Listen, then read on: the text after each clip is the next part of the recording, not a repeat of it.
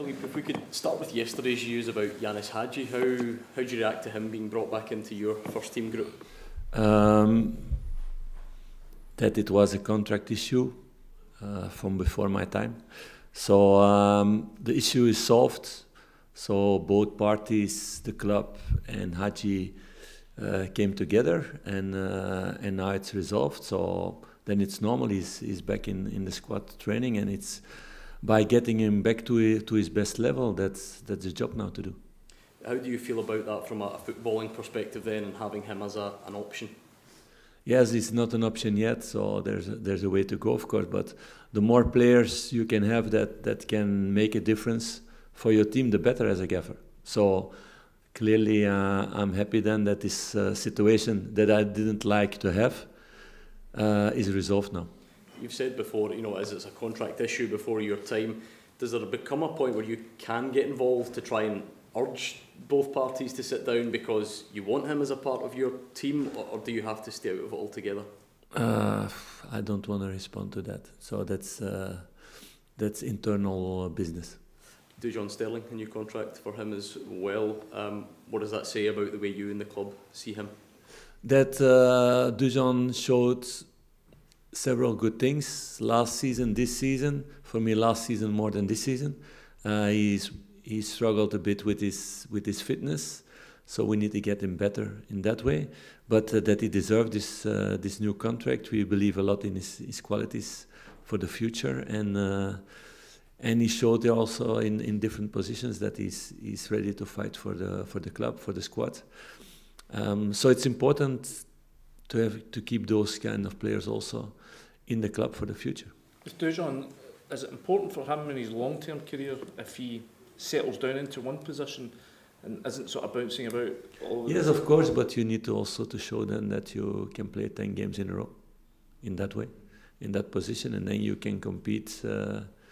He can compete in a lot of positions with a lot of players, but you need to show consistency, and that's what we're going to work on with him the next couple of months to get him to make him that kind of player, and then he can compete in different positions. But then the idea is to do it in one.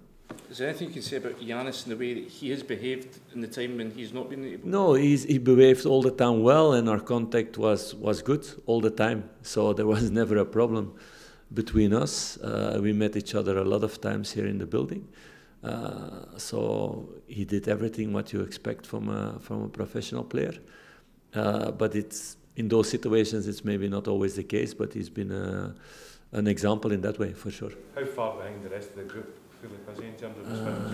You want in miles or in kilometers? No, yeah, it doesn't work that way. So Yanis trained now one time. Of course, he trained all the time with second team. We let him play also the games with the second team to keep his fitness as high as possible.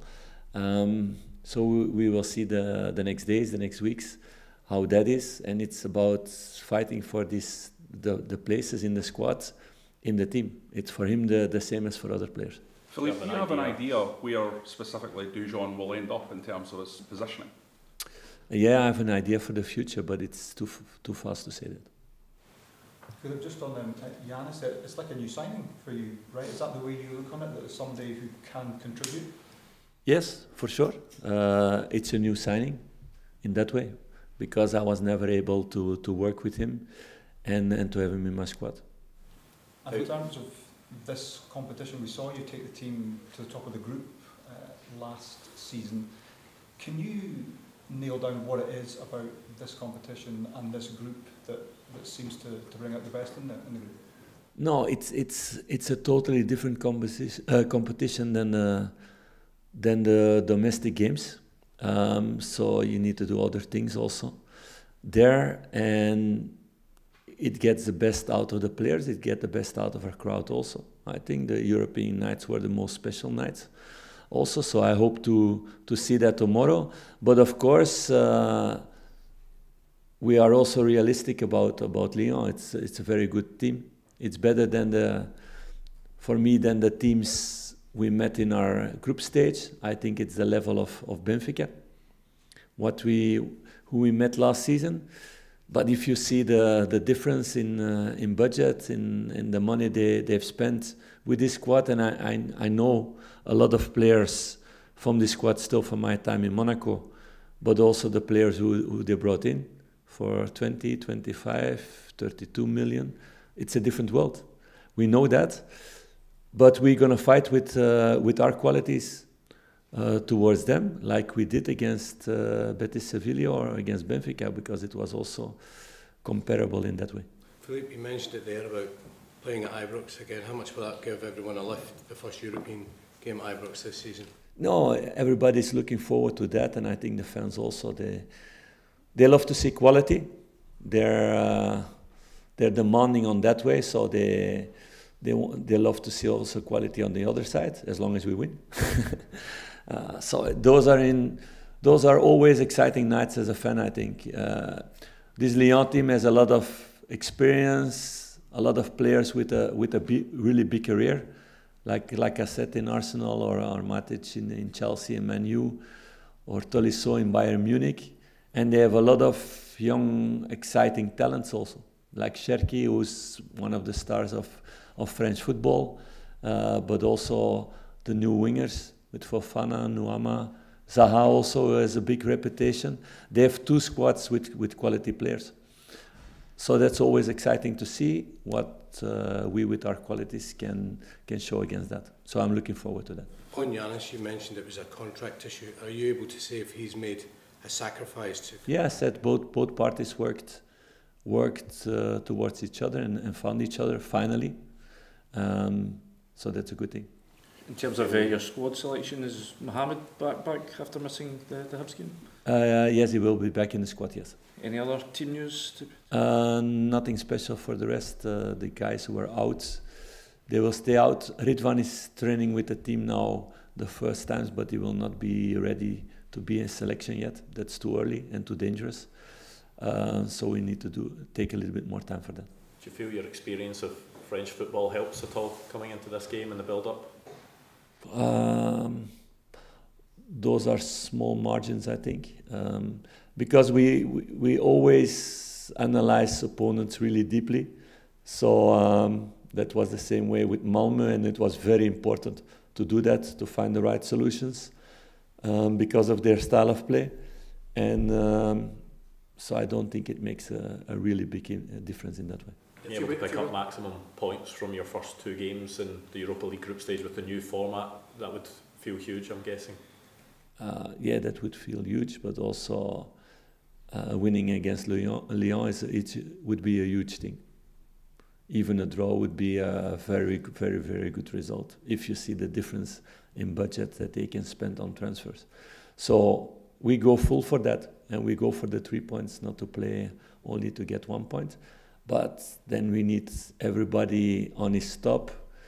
We need a few players who go above their level, and to have an amazing evening with the fans being like a 12th player outside the pitch, but that you feel the energy on the pitch. That's what we need also.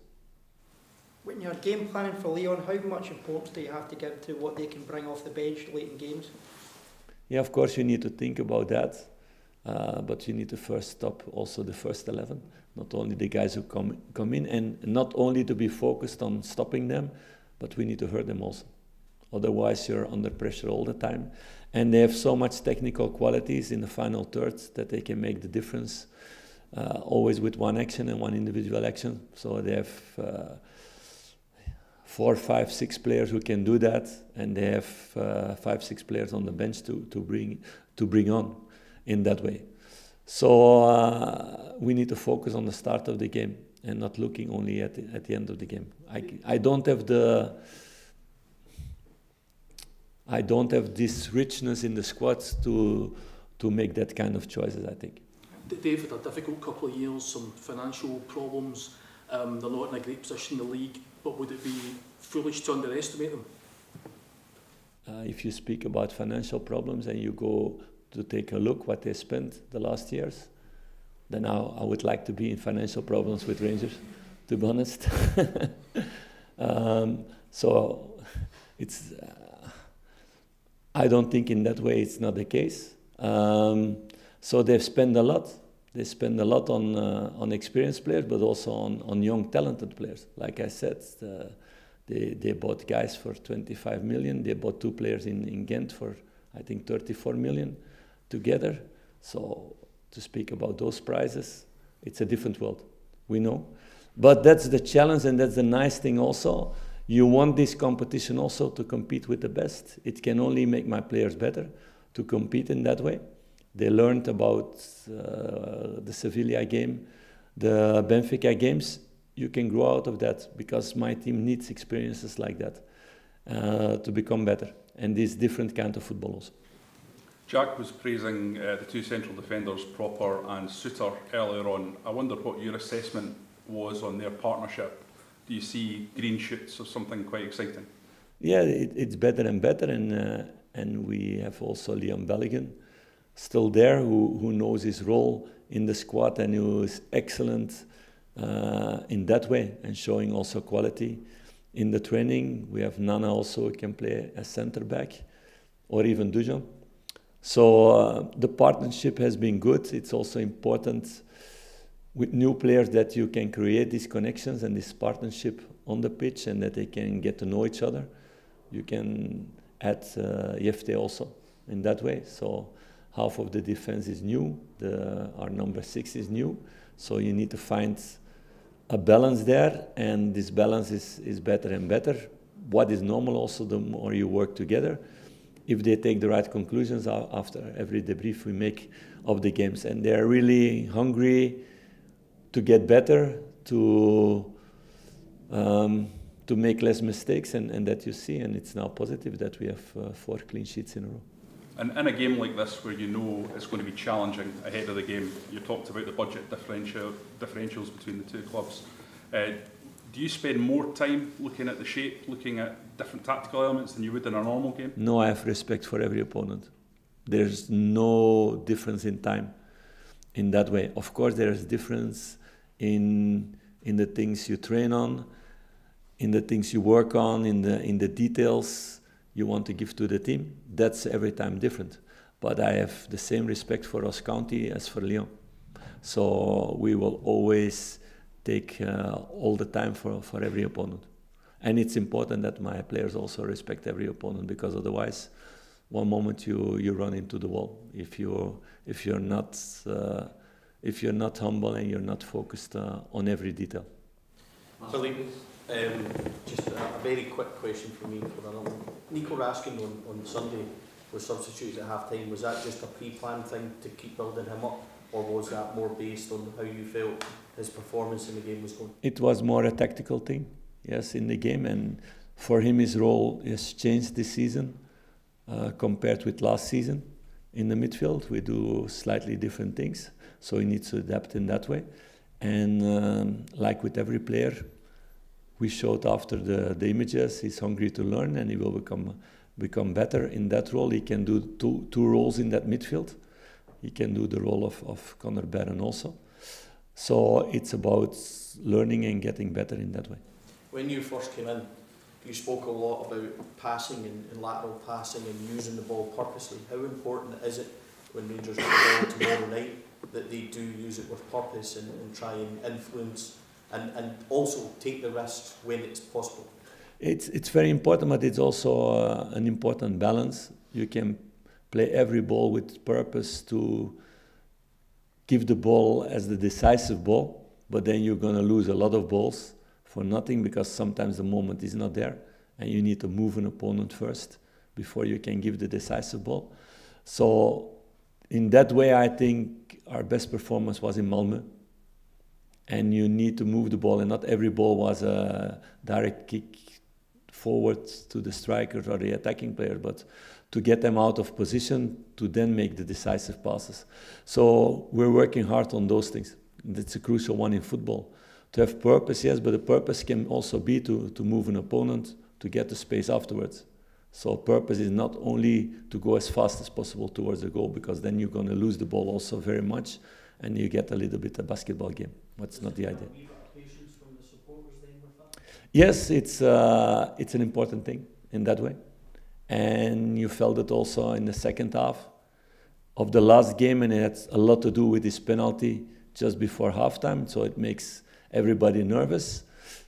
But then players need to stay calm on the pitch and not to go in those emotions, because otherwise we start to play kick and rush football, and the fans will not be happy with that also at the end.